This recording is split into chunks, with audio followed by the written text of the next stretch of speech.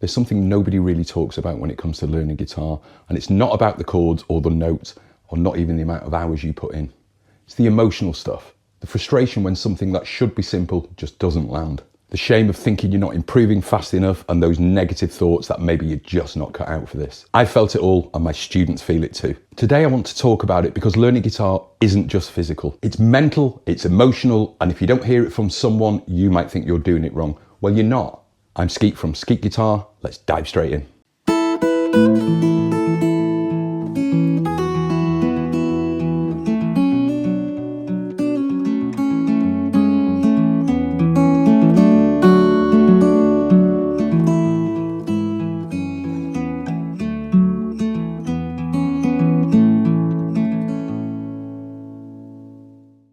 If you've ever sat with your guitar in your hands and thought to yourself, I should be better than this by now, well, you're not alone. Most people think that learning guitar is just about putting your fingers in the right place, but there's a whole mental game going on behind the scenes, and it can be brutal. Sometimes you're doing everything right, but it just doesn't sound good, and you just start questioning yourself, and you think, perhaps I'm not cut out to do this. Maybe I don't have talent. Maybe I'm too old to do this. And then comes the comparison trap, watching someone on YouTube fly through something you're trying to learn, and you'll think to yourself, well, I'll never be that good, so what's the point? And that's when overthinking kicks in. You start to analyze every little thing you're doing, and you end up freezing up. You'll avoid playing in front of others because deep down, you're scared of making mistakes or that you're just not good enough. Nobody really talks about this, that quiet fear of, I won't be good enough, I won't play fast enough, I'm not cut out for this.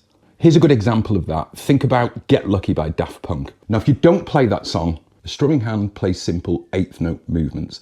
That just means it goes down 4 times and it comes up 4 times. But the chord hand pumps out that iconic funk rhythm. It chooses what notes to play and which notes you don't.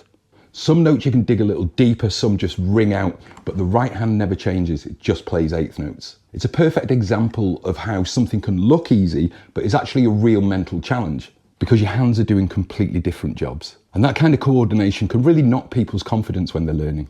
Let me show you.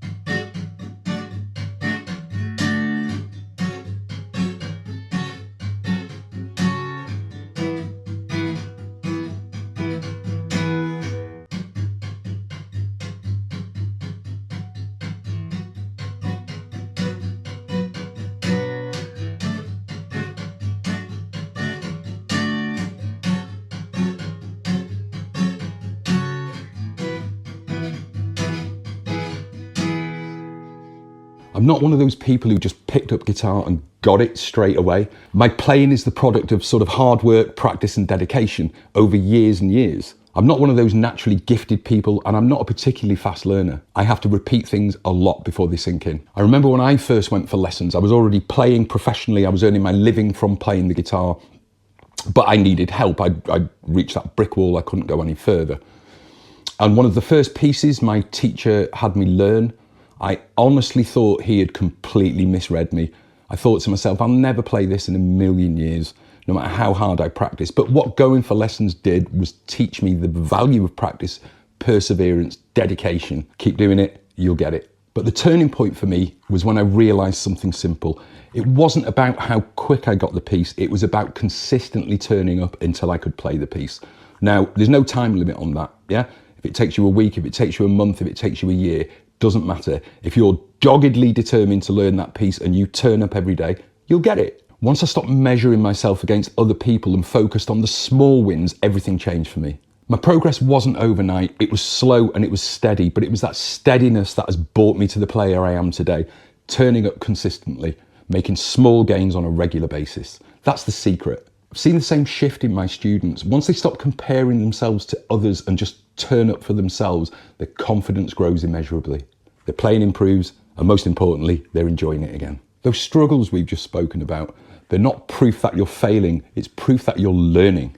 Learning guitar or anything is never a straight line.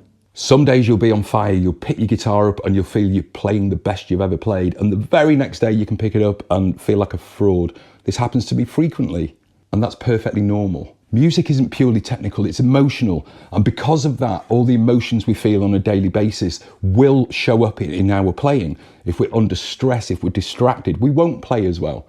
This is perfectly normal. Once you understand that, the pressure to constantly improve eases off a little bit. We're looking at slow, steady, over a longer period of time. That truly is the secret to getting better.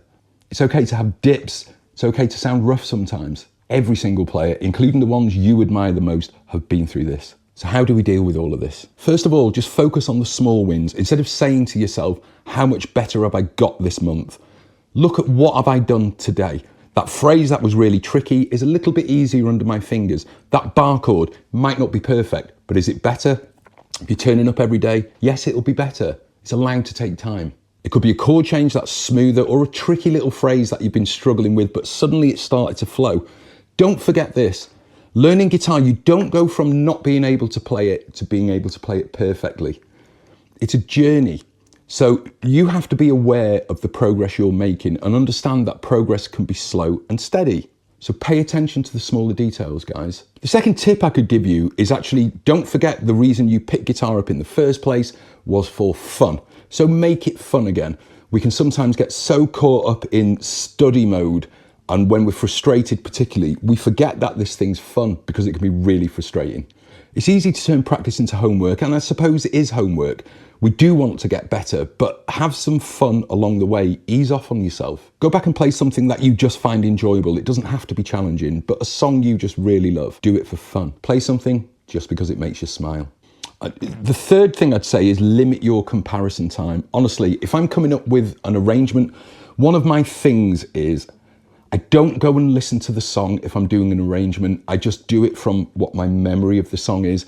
And I certainly don't go on YouTube and look at other people's arrangements because there's a million better players than me out there. And the second I see one, I'm doing that comparison thing.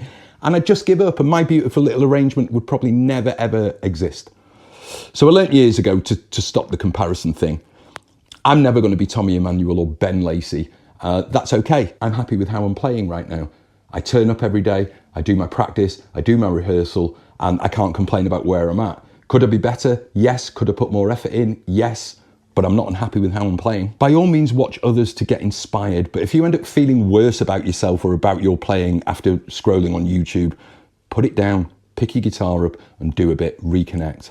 Now, one of the things I teach all of my students, and it's what my teaching method is really based upon, is this subdivisions thing, is dealing with one hand and then the other, whether that be a chord change, therefore we keep the strumming hand or the picking hand really simple, or if it's a complex picking pattern, we'll just do it on a single chord before we start adding chord changes in there. So we'll isolate, we'll drill, and we'll bring it back together. So if you feel you're not improving, then what you need to do is isolate the difficult phrases. There's really no point playing all the way through the song just to get to one point where you can't play it well, for it to fall apart. Deal with the part that you can't play well.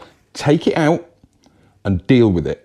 It doesn't matter how long it takes. I'll show you an example shortly of a classical tune called Romanza, or Spanish Romance. Now, for the most part, a lot of beginners will play this, or early beginners could play this song, but it has a very tricky 2 bars where you play a B major bar chord, and it's a nightmare, particularly for beginners. So I teach that song and I take those 2 bars out so I can get a beginner playing this piece very early on, which ultimately builds their confidence and a little bit of self-belief that they can do this, because that counts for so much. And then what we do is, when they're ready, is we tackle these 2 bars which have this B major bar chord in as a separate exercise. Now, luckily with Romanza, the song still flows beautifully with or without those 2 bars. And then what we do is we learn them, and it could be 12 months or 18 months later, you can just drop it in like a piece of Lego and you've got the whole piece. I'll play a little demo of that and show you what I mean. And this is without the B7 in it. We'll take it from the 12.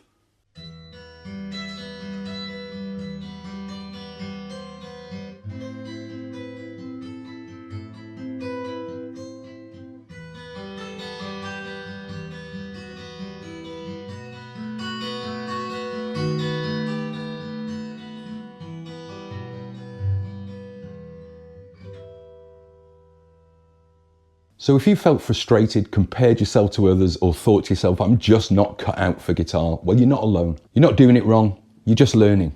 Each player that you've ever admired has been through the same thing. The difference is they kept going, and you can too. I'd love to hear your experiences. What's been your hardest mental hurdle since you picked the guitar up? Drop it in the comments, let's start a conversation. And if you want more guidance, tips and encouragement along the way, be sure to like this video and hit subscribe to my channel. Until next time, keep playing, keep showing up, and remember, it's not about talent, it's about commitment. I'm Skeet, happy playing. I'll see you next Wednesday with another brand new lesson.